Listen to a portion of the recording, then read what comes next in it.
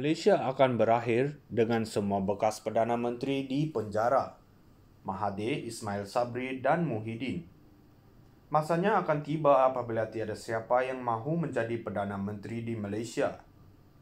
Kisah dalam artikel yang diterbitkan oleh Finance Twitter bertarikh 7 Disember 2022 bertajuk RM600 Billion COVID Scandal, Muhyiddin and his brand of crooks could be charged of money laundering and CVT, boleh menjadi salah satu sebab mengapa ia mungkin berlaku.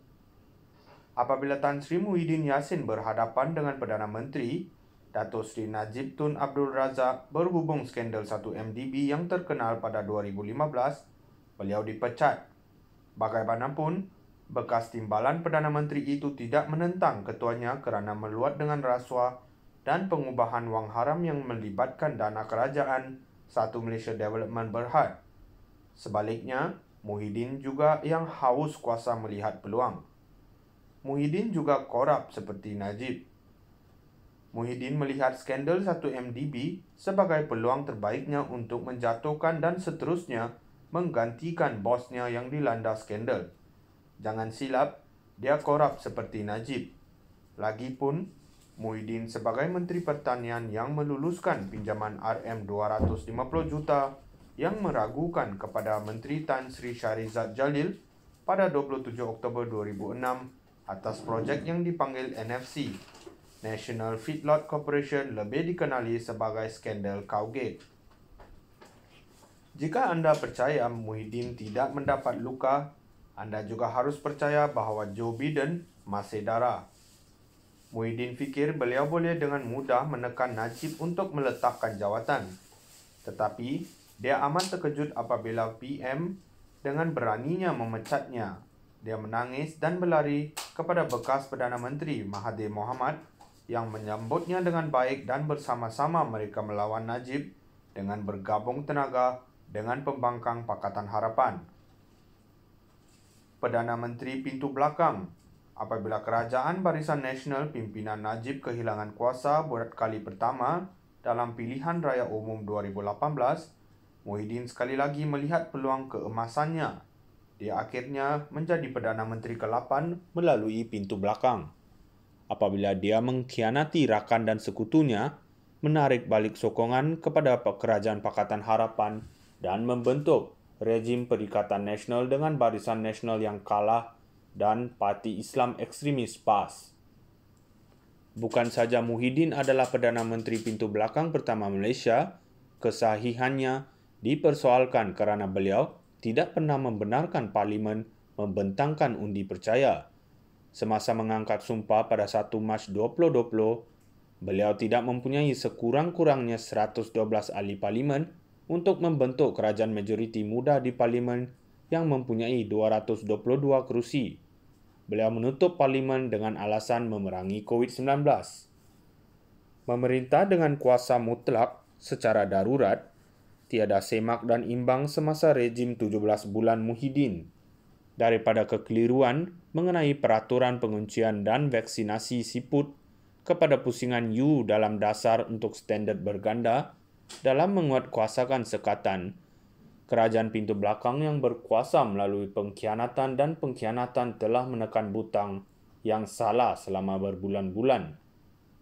Sebanyak 8 pakej ekonomi bernilai RM530 bilion secara keseluruhan diisytiharkan oleh Muhyiddin semasa pandemik, termasuk RM117 bilion untuk melindungi kebajikan pemberian tunai, RM163 bilion untuk menyokong perniagaan subsidi upah pembiayaan, RM213 bilion untuk melindungi kebajikan dan perniagaan sokongan, diskaun elektrik, moratorium pinjaman, RM9 bilion untuk memerangi COVID-19 dan RM9 bilion untuk memulihkan ekonomi.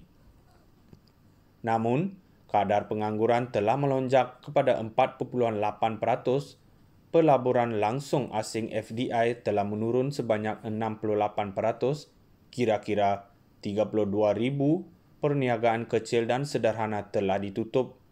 Fitch Ratings telah menurunkan penarafan kredit Malaysia daripada A kepada B dan ekonomi KDNK telah menjunam sebanyak 5.6%, penguncupan paling teruk sejak krisis kewangan Asia 1998. Lebih penting lagi, rakyat tanpa mengira kaum dan agama langsung tidak merasakan sebarang kesan langsung atau kesan ekonomi walaupun menerima pelbagai rangsangan. Sama ada PM Muhyiddin telah berbohong melalui giginya atau sejumlah besar wang telah disedut atau dirompak, kucing itu keluar dari beg selepas Datuk Seri Anwar Ibrahim menjadi Perdana Menteri ke-10 selepas pilihan raya umum kedua 2022. Pada sidang media selepas mempengerusikan Kabinet Khas Kerajaan Perpaduan pada 5 Disember, Anwar berkata Kementerian Kewangan telah memaklumkan bahawa terdapat beberapa pelanggaran melibatkan dana COVID-19. Nampaknya, terdapat beberapa perbelanjaan yang meragukan melibatkan RM600 bilion itu. Sudah tentu, Muhyiddin telah mendakwa tidak bersalah, mendakwa dia tidak menyalahgunakan dana. Sekarang, semua orang tahu bagaimana Muhyiddin suka mengeluarkan ugutan kosong. Dia pernah mengugut rakan tadbir UMNO bahawa kerajaan yang rapuh akan mudah tumbang jika dia menekan butang, hanya untuk berdiam diri apabila gertakannya dipanggil. Hari ini, dia sekali lagi memainkan versi permainan poker budak-budaknya dengan Anwar, dengan harapan dapat melakukan gertakan, tetapi PM sedang membodeknya. Suruhanjaya Pencegahan Rasuah Malaysia SPRM kini akan memanggil Muhyiddin Zafrul dan bekas Menteri Kesihatan Khairi Jamaluddin dalam siasatan penyelewengan RM600 bilion dana kerajaan. Penglibatan Khairi bermakna skandal itu boleh melibatkan perolehan vaksin COVID-19 yang sudah mengundang syak wasangka kerana kurang ketelusan. Pada awal Disember 2020, Khairi menolak dakwaan Ahli Parlimen Veteran Tengku Razlik Hamzah bahawa perjanjian vaksin Malaysia dengan Pfizer menelan belanja kerajaan RM3 bilion, termasuk RM1 bilion untuk pengangkutan dan penyimpanan.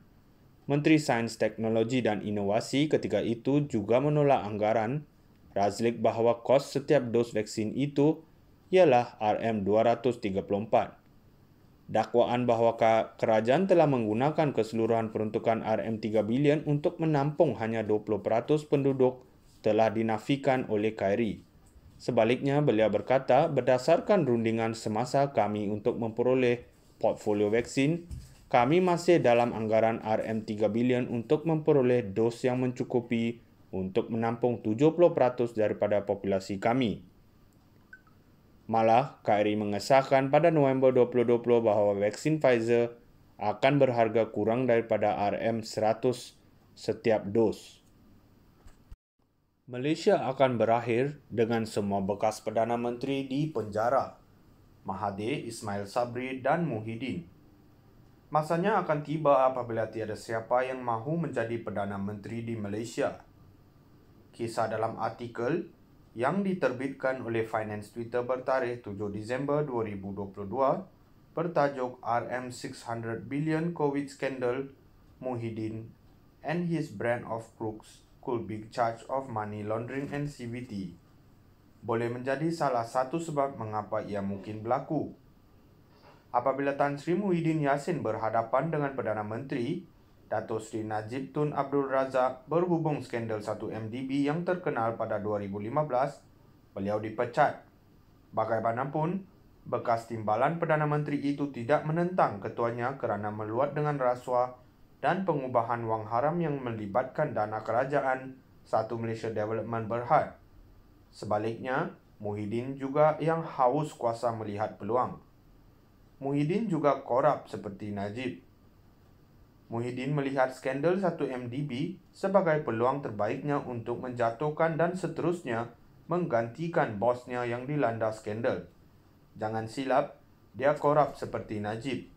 Lagipun, Muhyiddin sebagai Menteri Pertanian yang meluluskan pinjaman RM250 juta yang meragukan kepada Menteri Tan Sri Shahrizad Jalil pada 27 Oktober 2006 atas projek yang dipanggil NFC, National Feedlot